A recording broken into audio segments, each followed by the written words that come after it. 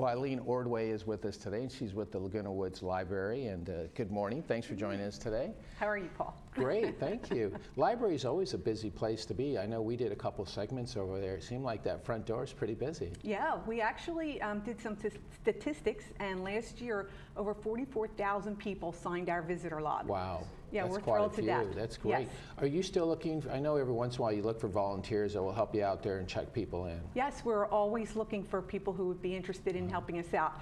Right now we have 3 shifts that are a little shorthanded. We still have enough people to manage, but we would always be happy to have people who would be interested in being in the library with us. Helping out, right? Yes. Shifts are what, about 2 to 4 hours? 3 maybe? hours. 3 hours. 3 hours Great. in 10 to 1 a.m. and then 1 to 4, and then Saturday 10 to 1. Oh, it's perfect. Yes. Yeah. So we have 82 people right now who volunteer. Wow. Yes. So volunteering would be anything from putting books back, checking people in and out? Yes, we have front desk that we call, so we do shifts on that, rotation shifts.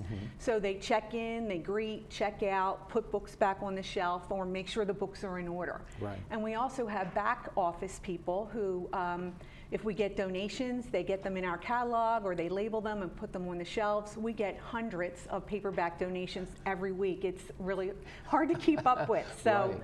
Even people who don't want to be out meeting and greeting the public can help us out. Absolutely. Now we have summer coming around the corner. Spring is on its way as well, and a lot of people like to travel, and you guys have some really nice travel guides that you're bringing to the library. Yes, we've actually invested in 26 brand new travel guides. 9 of them are photos and fromers, which are the standard in travel. And we have several new publishers. This one, Eyewitness Travel, has beautiful full-color pictures in it of art, architecture, Right. Points of interest, everything. Scenic tours, walking tours in neighborhoods. So this one is backwoods France. Nice. People might think, why would we invest in books for travel when you can go on the internet and research anything you want? But if you went on the internet and said, travel to China, you're going to get a deluge of results. And you have no idea if the people who are writing their reviews or recommendations, who are they? Yeah. You know, Joe Complainer on Yelp. Right. Yeah. And they're trying to filter you in a certain direction, I'm sure, Yes, too, right? yes. And the people who write for these books are experienced travel professionals, and they make the recommendations that they make you can trust. Right. And I think a book like that too, once you've done your homework, you can go online then, and now you've narrowed it down to maybe a certain tour or a certain location. Yes. And that'll help you out. Yes. And these are full of details. They have the popular attractions, but also out of the way attractions that you might be interested in. I know myself, part of the vacation experience is the planning and research in advance. Sure. So these books are very helpful. Yeah. But my favorite part of these books is that you can get a big picture of your destination that you cannot get on your smartphone or your GPS device. Yeah. So if you want to swim the English Channel, that's going to help you out as well. Yes. Yeah. Where would they find those books? Are they located in a certain travel section that you have there? Yes. In our nonfiction, we have several shelves of nonfiction books, and these are number 914.4. They're all different, the Dewey Decimal System, and based on the country you're interested in. We're happy to help anyone who comes in to look up their destination and find these books. Yeah, and I bet you a few people over there at the library have been to some of these destinations too. That'd be a nice conversation. Some of our popular, the places that the Laguna Woods residents seem popular in: Australia, China, Israel, Spain, Costa Rica, Belize. So brand new, up-to-date books. We have some newsworthy locations: Turkey, St. Petersburg, Moscow. I mean, we've seen the Kremlin on TV quite a bit recently. Yes. So that's an interesting place to go. And the time-honored locations like France or London, is Ireland, Mexico, all brand new, up-to-date books. Great. Well, look forward to that. If you have any travel plans in the next 6 months or even a year, because sometimes it takes some time to plan these trips. Those are great resources to have. Now, you're coming up with the National Library Week, and that's going to be on April 9th, and that lasts actually, obviously the whole week, but you all participate in that as well. Yes, we're going to introduce a little fun thing. Our volunteers are going to be asked to fill out a card with their favorite book. And we are going to, the week ahead of time, we'll ask them to hang these cards near their book on our shelves. So the National Library Week, people will be able to come in, roam the shelves, and find our favorite books. Right. And we would love them to check out our favorite books. That's great. What is your favorite book? Well, it's been a tough choice, Yeah. but I think You I've only narrowed it down. Yeah, you only have a couple of weeks to plan for that. I know. Nora Roberts, she's a prolific writer for sure, and I love all her books, all her characters. They're very likable. But one in particular, called The Search, is about a woman who trains search and rescue dogs.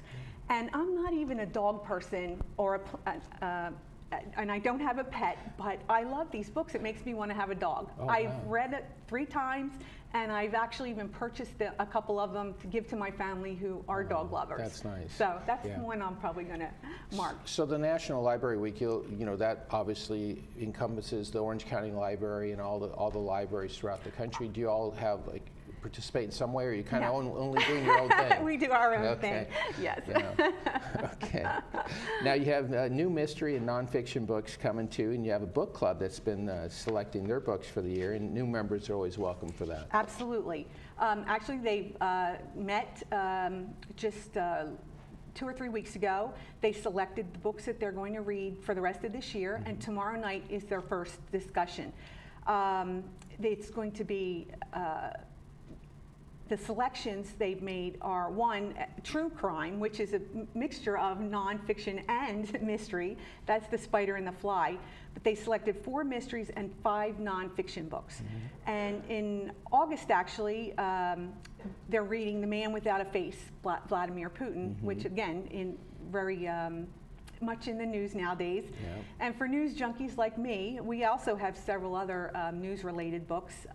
Megyn Kelly's Settle for More, Tom Brokaw's A Lucky Life Interrupted, and J.D. Vance, Hillbilly Elegy, and of course we have all the Bill O'Reilly books. Right. And Tom Brokaw, his mom lives here in the community, so Oh, I'm sure I did not she, know yes. that. That's See, now interesting you know to know, yes. Yeah, she has lived here for quite some time. Every once in a while, Tom How will pick about her up that? and take her to lunch over in Laguna Beach. Okay. But yeah, he's always well received, and that would be an interesting book to read, Yes, considering yes. all the places in the world he's seen and Yes. all the many people that he's interviewed as well. Yes. That sounds great. Now, the library is open at what time now, most days? 10 a.m. to 4 p.m. on weekdays and 10 to 1 on Saturdays. Okay, closed on Sundays. Yes, Yeah, yes. very nice. So people can also go over there and just relax. We did a segment over there for discovering Laguna Woods with Cindy Whitney, and it was nice to see people just, playing on the puzzle table Yes. and kind of even sitting there on their Wi-Fi, because you have free Yes, Wi-Fi there. We do. And we get major newspapers. We get the Wall Street Journal, the LA Times, Orange County Register, and we had the Globe. Some people come in every day to read those newspapers, so that's a big savings for them. Right. I have to say, we're not the quietest library in the world. I was actually over at the Orange County Library about 3 weeks ago, and the librarian whispered to me, "We don't do that." Right. We, like you said, we talk to our customers about what their favorite books are and what they're looking for, but also we talk to each other on the front desk. Sure. So it's, we're actually officially a club. Right. And people not only enjoy being at the library and volunteering their time, but they enjoy being with Right. each other. It's- So unfortunately, Yeah. it's not the quietest place It's to more be. socialization than it is shushing, I Yes, guess, right? yes. Yeah. And every afternoon you can see the Nahas there as well, because Robin and Charles are always there. Yes, Robin yes. likes to work on Yes. the puzzles over there, and Charles likes to read the newspaper. Yes, the Wall Street Journal, Yeah. absolutely. Yeah, so you'll see some locals who hang out over there at the Laguna Woods Yes. Library. It's very nice. Well, that's great. And a lot of things are happening over there at the library. Be sure and visit them. They're open at 10 o'clock in the morning. And of course, you're looking for volunteers as well, so Always. that would be nice as well. Thanks for joining All us right. on the program Thank you today. so much, Paul. That's Eileen Ordway. She's with the Laguna Woods Library. And be sure and go over there. If you have some time to volunteer, they'd love to see you over there. We'll be back with more of our program right after this.